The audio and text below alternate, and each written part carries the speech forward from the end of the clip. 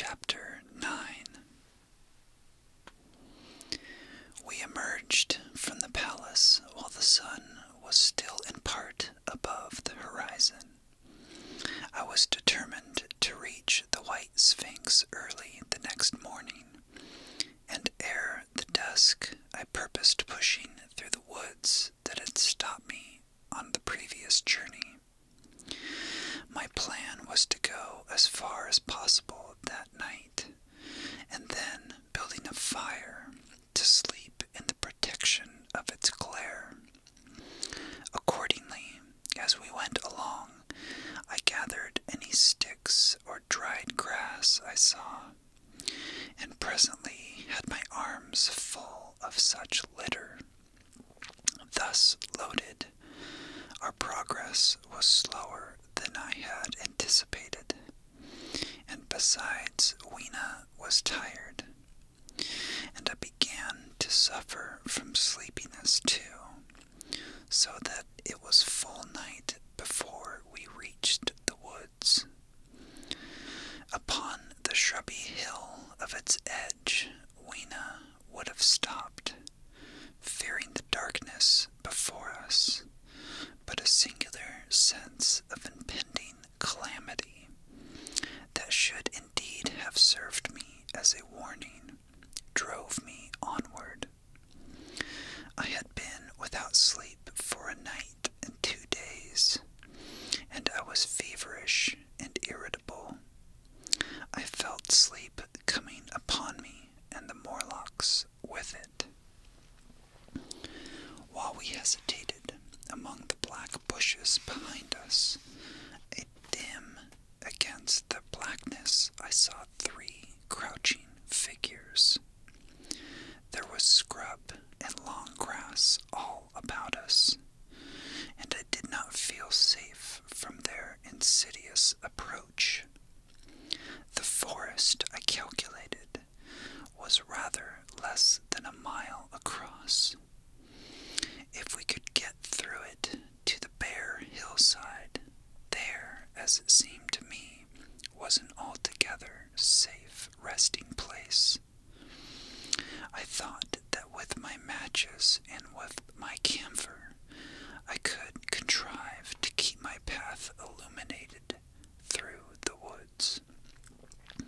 Yet it was evident that if I was to flourish matches with my hands, I should have to abandon my firewood. So, rather reluctantly, I put it down, and then it came into my head that I would amaze our friends behind by lighting it. I was to discover the atrocious folly of this proceeding, but it came to my mind as an ingenious move for covering our retreat. I don't know if you have ever thought what a rare thing flame must be in the absence of man and in a temperate climate. The sun's heat is rarely strong enough to burn, even when it is focused by dewdrops, as is sometimes the case in more tropical districts. Lightning may blast and blacken, but it rarely gives rise to widespread fire. Decaying vegetation may occasionally smolder with the heat of its fermentation, but this rarely results in flame. In this decadence, too, the art of fire-making had been forgotten on the earth. The red tongues that went licking up my heap of wood were an altogether new and strange thing to Weena. She wanted to run to it and play with it. I believe she would have cast herself into it had I not restrained her. But I caught her up, and in spite of her struggles, plunged boldly before me into the wood. For a little way,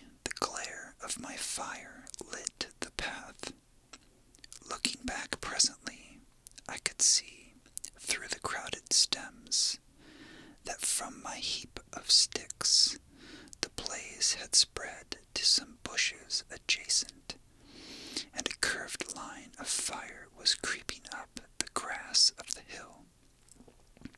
I laughed at that, and turned again to the dark trees before me. It was very black, and Weena clung to me convulsively, but there was still, as my eyes grew accustomed to the darkness, sufficient light for me to avoid the stems. Overhead it was simply black, except where a gap of remote blue sky shone down upon us here and there. I struck none of my matches, because I had no hand free. Upon my left arm I carried my little one, and in my right hand I had my iron bar. For some way I heard nothing but the crackling twigs underneath my feet, the faint rustle of the breeze above, and my own breathing and the throb of the blood vessels in my ears. Then I seemed to know of a pattering about me. I pushed on grimly. The pattering grew more distinct, and then I caught the same queer sound and voices I had heard in the underworld.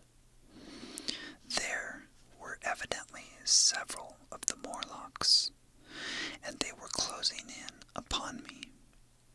Indeed, in another minute I felt a tug at my coat, then something at my arm, and Weena shivered violently, and I became quite still. It was time for a match, but to get one I must put her down. I did so, and as I fumbled with my pocket, a struggle began in the darkness about my knees. Perfectly silent on her part, and with the same peculiar cooing sounds from the Morlocks. Soft little hands, too, were creeping over my coat and back, touching even my neck. Then the match scratched and fizzed. I held it flaring and saw the white backs of the Morlocks in flight amid the trees. I hastily took a lump of camphor from my pocket and prepared to light it as soon as the match could wane. Then I looked at Weena. She was lying, clutching at my feet, and quite motionless, with her face to the ground. I lit the block of camphor and flung it to the ground, and as it split and flared up and drove back the Morlocks and the shadows, I knelt down and lifted her. The wood behind seemed full of the stir and a murmur of a great company. She seemed to have fainted. I put her carefully upon my shoulder and rose to push on. And then there came a horrible realization. In maneuvering with my matches and Weena, I had turned myself about several times, and now I had not the faintest idea in what direction lay my path. For all I knew, I might be facing back towards the palace of green porcelain. I found myself in a cold sweat. I had to think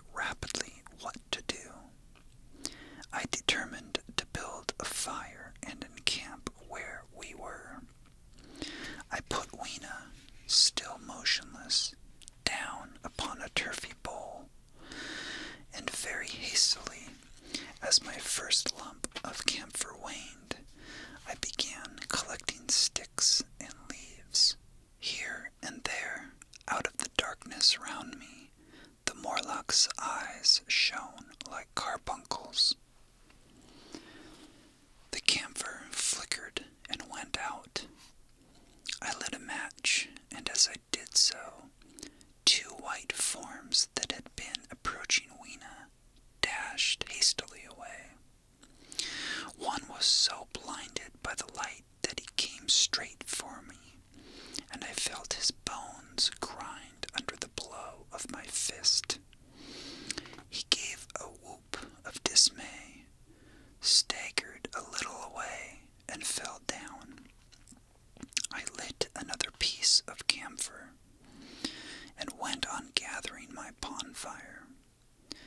Presently I noticed how dry was some of the foliage above me, for since my arrival on the time machine, a matter of a week, no rain had fallen. So instead of casting about among the trees for fallen twigs, I began leaping up and dragging down branches. Very soon I had a choking, smoky fire of green wood and dry sticks, and could economize my camphor. Then I turned to where Weena lay, beside my iron mace. I tried what I could to revive her, but she lay like one dead. I could not even satisfy myself whether or not she breathed. Now the smoke of the fire beat over towards me, and it must have made me heavy of a sudden. Moreover, the vapor of camphor was in the air. My fire would not need replenishing for an hour or so. I felt very weary after my exertion and sat down.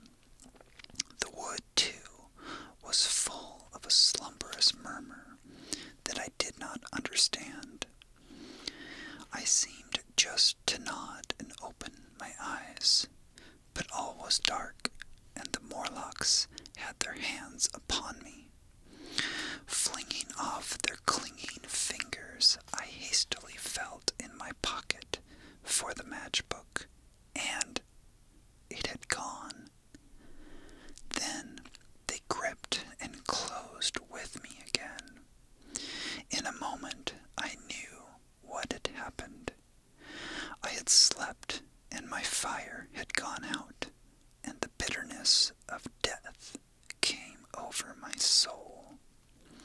The forest seemed full of the smell of burning wood. I was caught by the neck, by the hair, by the arms, and pulled down. It was indescribably horrible in the darkness to feel all of these soft creatures heaped upon me. I felt as if I was in a monstrous spider's web. I was overpowered and went down. I felt little teeth nipping at my neck. I rolled over, and as I did so, my hand came against my iron lever. It gave me strength. I struggled up, shaking the human rats from me, and holding the bar short, I thrust where I judged their faces might be.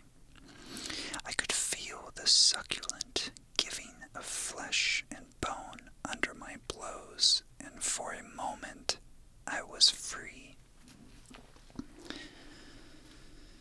The strange exultation that so often seems to accompany hard fighting came upon me.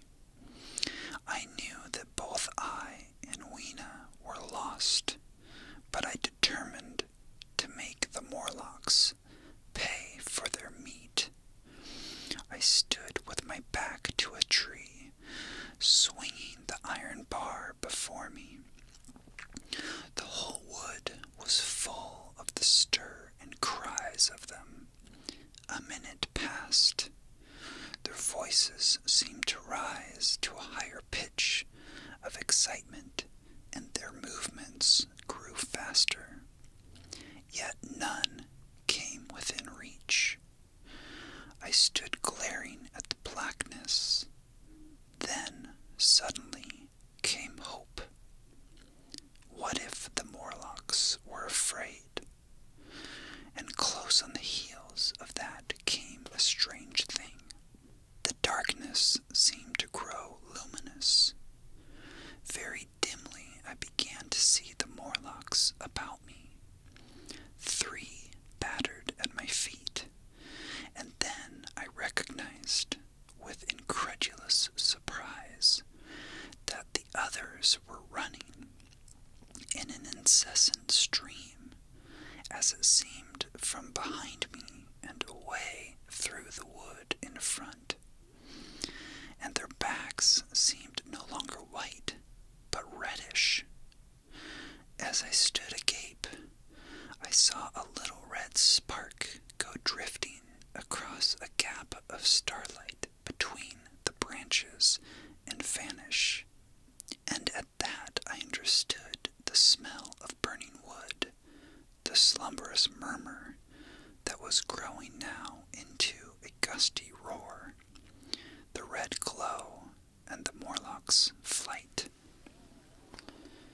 Stepping out from behind my tree and looking back, I saw, through the black pillars of the nearer trees, the flames of the burning forest. It was my first fire coming after me. With that, I looked for Weena, but she was gone. The hissing and crackling behind me, the explosive thud as each fresh tree burst into flame, left little time for reflection. My iron bar still gripped, I followed in the Morlock's path. It was a close race. Once the flames crept forward so swiftly on my right, as I ran, that I was outflanked and had to strike off to the left. But at last, I emerged upon a small open space, and as I did so, a Morlock came blundering towards me and passed me and went on straight into the fire.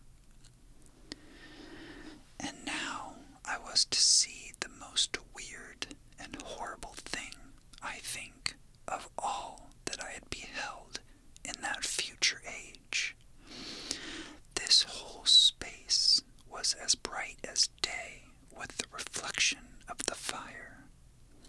In the center was a hillcock or tumulus surmounted by a scorched hawthorn.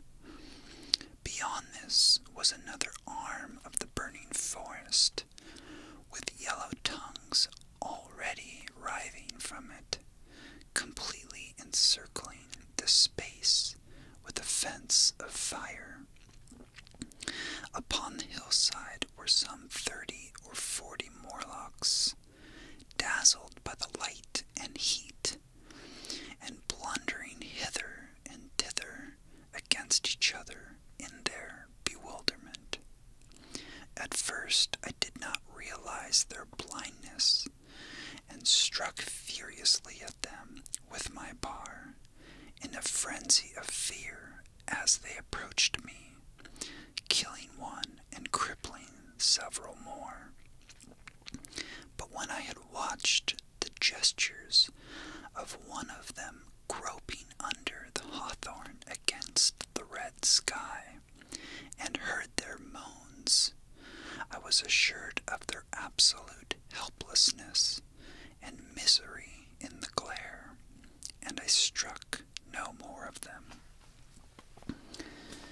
Yet every now and then one would come straight towards me, setting loose a quivering horror that made me quick to elude them.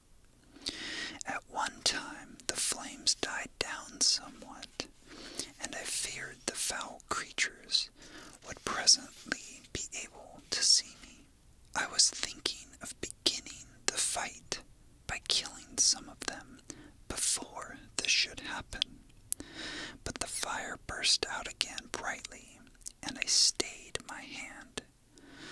I walked about the hill among them, and avoided them, looking for some trace of Weena, but Weena was gone.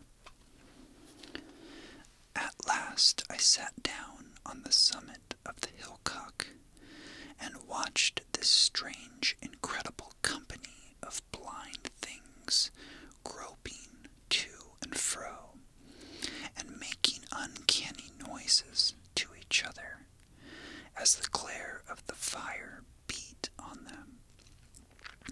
The coiling uprush of smoke streamed across the sky, and through the rare tatters of that red canopy, remote as though they belonged to another universe, shone the little stars. 2 or 3 Morlocks came blundering into me, and I drove them off with blows of my fists, trembling as I did so. For the most part of that night, I was persuaded it was a nightmare.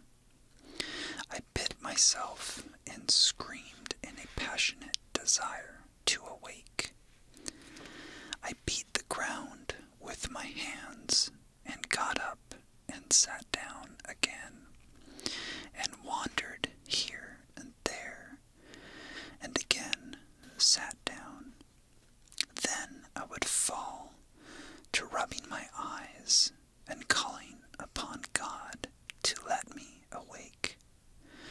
Thrice I saw Morlocks put their heads down in a kind of agony and rush into the flames. But at last, above the subsiding red of the fire, above the streaming masses of black smoke, and the whitening and blackening tree stumps, and the diminishing number of these dim creatures, came the white light of the day. I searched again for traces of Weena, but there was none. It was plain that they had left her poor little body in the forest. I could not describe how it relieved me to think that it had escaped the awful fate to which it seemed destined. As I thought of that, I was almost moved to begin a massacre of the helpless abominations about me, but I contained myself. The hillcock, as I have said, was a kind of island in the forest. From its summit I could now make out, through a haze of smoke, the palace of green porcelain, and from that I could get my bearings for the white sphinx. And so, leaving the remnant of those damned souls still going hither and thither, and moaning, as the day grew clearer, I tied some grass about my feet, and limped on across smoking ashes, and among black stems that still pulsated internally with fire, towards the hiding place of the time machine. I walked slowly, for I was almost exhausted, as well as lame, and I felt the intensest wretchedness for the horrible death of little Weena. It seemed an overwhelming calamity. Now, in this old familiar room, it was more like the sorrow of a dream than an actual loss. But that morning, it left me absolutely lonely again, terribly alone. I began to think of this house of mine, of this fireside, of some of you, and with such thoughts came a longing that was pain. But as I walked over the smoking ashes under the bright morning sky, I made a discovery. In my trouser pocket were still some loose matches. The box must have leaked before it was lost.